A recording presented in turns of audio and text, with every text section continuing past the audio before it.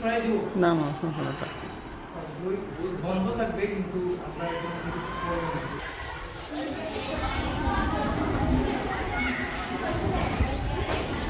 আমি সামিয়া জাহান নিগার, আমি অত্র প্রতিষ্ঠানের নবম শ্রেণীর শিক্ষার্থী। আজকে আমাদের শিক্ষকরা যে মিছিল করছেন সেটা হচ্ছে জাতীয়করণের জন্য।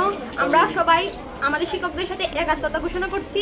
আমরা চাই যে ওনাদের পাওনা আদায় করা হোক, এতে আমাদেরও লাভ হবে, আমাদের শিক্ষকরাও খুব উপকৃত হবেন।